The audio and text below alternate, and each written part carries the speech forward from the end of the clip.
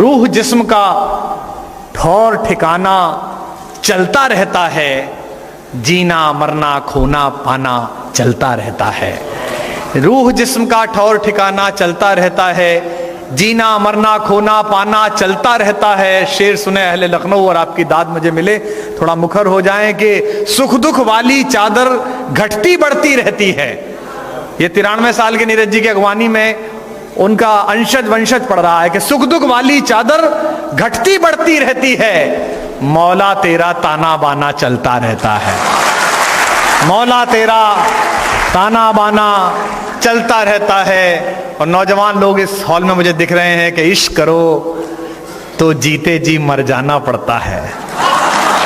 शेर सुनिएगा कि इश्क करो तो जीते जी मर जाना पड़ता है। आदरणीय उदय प्रताप जी, इश्क करो तो जीते जी मर जाना पड़ता है, मरकर भी लेकिन जुर्माना चलता रहता है। मरकर भी लेकिन जुर्माना चलता रहता है। और आखिरी शेर जो पिछले 70-80 साल नीरज जी ने जिया, जो उदय प्रताप जी ने 50 साल जिया, वो शेर इन सब के लिए आपकी तालियां कि इश्क करो तो जीते जी, पंडित इश्क करो तो जीते जी मर जाना पड़ता है, मरकर भी लेकिन जुर्माना चलता रहता है। और लोग बाग भी वक्त बिताने आते रहते हैं, अपना भी कुछ गाना वाना चलता रहता है। अपना भी कुछ गाना वाना चलता रहता है। कुछ पंक्तियां आपको सुना रहा हूं, निवेदन करता हूं, बहुत मुश्किल है कि मैं जहां खड़ा हूं मुझे क्या सुनाना है, तो मैं उसी हिसाब से सुना रहा हूं आपको कि मेरा ख्याल तेरी चुप्पियों को आता है। मेरा ख्याल अरे इतना ही काफी है हर्षवर्धन, तो वाह कर रहे थे। अरे उनका पता है, मैं उनका बहुत प्रिय कवि हूं और मेरा सौभाग्य है कि मैंने पिछले 30 वर्षों में जितने मेरे से बड़े कवि थे उन सबका मुझे अहेतुक आशीर्वाद मिला है। जितने मुझसे पीछे कवि आए उनका मुझे अद्भुत आदर मिला है। समकालीन में थोड़ी गड़बड़ रही, वो होती है ही सबके साथ, बाकी सबके साथ ठीक ठाक रहा है। तो और मिले आदरणीय नीरज जी का, उदय प्रताप जी का मुझे आशीर्वाद प्राप्त है, मैं जानता हूँ। और बुद्धिनाथ जी बड़े भाई बैठे, सबका सुनिएगा। निवेदन करता हूँ कि ये चलिए कि मेरा ख्याल तेरी चुप्पियों को आता है। बहुत सादा मसला है, लेकिन मेरा ख्याल तेरी चुप्पियों को आता है और तेरा ख्याल मेरी हिचकियों को आता है। तेरा ख्याल मेरी हिचकियों को आता है।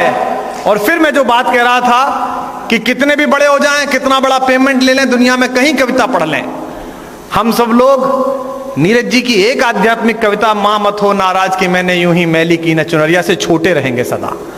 मैंने 17 साल विश्वविद्यालय पढ़ाया है, इसलिए मैं मंचीय कवियों की अहमन्यता और आत्ममुग्धता से बाहर हूं। क्योंकि रोज एमए पढ़ाते हुए, रोज बीए पढ़ाते हुए, नीरज जी को पढ़ाते हुए, कबीर को पढ़ाते हुए, मैं एक ऐसा ऊंट हूं जो रोज हिमालयों के नीचे से गुजरा हूं। इसलिए मुझे अपना आभास है, अपने आकार का भी, अपनी कविता का भी। तो एक शेर पढ़ रहा हूं, ये इस पर आपकी तालियां गूंजे और नीरज जी को सूचित हो, जो लोग भी ये समझते हो। बहुत सारी चीजें नीरज जी पढ़ रहे थे तो आपकी समझ में कम आई होगी, लेकिन जब आपने कभी पूजा में, अर्चना में बैठे हुए वेद की एक सूक्त का पाठ सुना पंडित जी से, तो आपने समझने की कोशिश नहीं की। आपने कहा ये कोई बड़ी बात हो रही है, ऐसे प्रार्थना की तरह सुनिए। नीरज जी साइयों में जो बोल दें वो समझ आए ना आए, वो सब प्रार्थना है, वो सब मंत्र है, वो सब बड़ी चीज है। तब कह रहा हूं कि मेरा ख्याल तेरी चुप्पियों को आता है, तेरा ख्याल मेरी हिचकियों को आता है। और अहले लखनऊ की दाद के हथेलियों में मिली जड़ को साइबा करना, अनवर भाई, हथेलियों में मिली जड़ को, जवानों की ओर से इन सब के लिए कि हथेलियों में मिली जड़ को साइबा करना, लाख मिट्टी हो मगर मिट्टियों को आता है। लाख मिट्टी हो मगर मिट्टियों को आता है। और एक और शेर इस गजल का सुना देता हूं, तो कि लड़के और युवा, लड़के लड़कियां बैठे हैं कि बचपना तुमसे लड़कों कभी छूटता ही नहीं। दाद मिले आपकी कि बचपना, मेरा ख्याल तेरी चुप्पियों को आता है, तेरा ख्याल मेरी हिचकियों को आता है कि बचपना तुमसे लड़कों कभी छूटता ही नहीं, जवान होना तो बस लड़कियों को आता है। बचपना तुमसे है, पूरी गजल का एकमात्र शेर है जिसमें नीरज जी के चेहरे पे चमक आई। बचपना तुमसे है लड़कों कभी छूटता ही नहीं, जवान होना तो बस लड़कियों को आता है, और एक महिलाओं की भारी संख्या है, यहाँ बहुत सारी मातृशक्ति बैठी है। ये गजल के कुछ शेर सुन लीजिएगा कि बात करनी है, बात कौन करे। प्रदेश की राजनीति में भी एक ही लाइन का संकट चल रहा है, बात करनी है, बात कौन करे। उदय प्रताप जी, आपसे ज्यादा पीड़ा कोई नहीं समझेगा इस शेर की। बात करनी है, बात कौन करे, दर्द से दो दो हाथ कौन करे। बात करनी है, बात कौन करे, दर्द से दो दो हाथ कौन करे। और ये शेर सुनिएगा कि अब तुझे रब कहें या बुत समझें, अब तुझे, गंगा जमनी तहजीब का शहर है, कि अब तुझे रब कहें या बुत समझें, इश्क में जात पात कौन करे, इश्क में जात पात कौन करे। और इस्लाम में यह कहा जाता है कि 5 चीजें हैं, कलमा, रोजा, नमाज, ज़कात, हज। ज़कात मतलब अपनी जिंदगी की कमाई का एक हिस्सा धर्म के नाम देना। मैं सनातनी हूं, संस्कार से हिंदू हूं, ब्राह्मण हूं, लेकिन मैंने ज़कात का इस्तेमाल किया। अनवर भाई, आपको समर्पित करता हूं, अच्छा लगेगा, पहली बार शायद इस्तेमाल हुआ है। हिंदी की गजल में आपकी तालियां मिलेंगी कि बात करनी है, बात कौन करे, दर्द से दो दो हाथ कौन करे, अब तुझे रब कहे या बुत समझे, इश्क में जात पात कौन करे।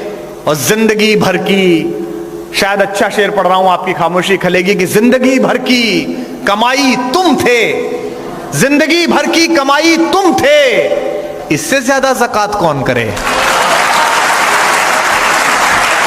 जिंदगी भर की कमाई तुम थे, इससे ज्यादा ज़कात कौन करे। हमारे कवि सम्मेलन अधूरे हैं अगर नीरज जी ना बैठे हो, उदय प्रताप जी ना बैठे हो। लाख सर्वेश ताली बजवा लें, लाख हम जनता इकट्ठी कर लें, सेल्फियां खिंचा लें, ये आ भर जाएं तो हो जाता है कि यज्ञ हो गया, ऋषि पहुंच गए। ये शेर पढ़ रहा हूं, आखिरी सुनिएगा कि इससे ज्यादा ज़कात कौन करे। और हम सितारे, बड़े स्टार हैं सब लोग हिंदी कवि सम्मेलन के, हम सितारे तुम्हें बुलाते हैं। अब आपके दोनों हाथ उठाकर तालियां देखूंगा कि हम सितारे तुम्हें बुलाते हैं, चांद ना हो तो रात कौन करे। हम सितारे तुम्हें बुलाते हैं, चांद ना हो तो रात कौन करे। बात करनी है, बात कौन करे। उदय प्रताप जी ने मुझे कहा था 5-6 साल पहले कि पंडित तुम गजल के अखाड़े में थोड़ा जोर अजमाओ, तो मैं कोशिश कर रहा हूं, और मुझे लगता है कि ठीक ठीक मैंने 2-4 गजलें सुनाऊंगी। कुछ एक मुक्तक आपको सुनाता हूं, सुनिएगा, निवेदन करता हूं।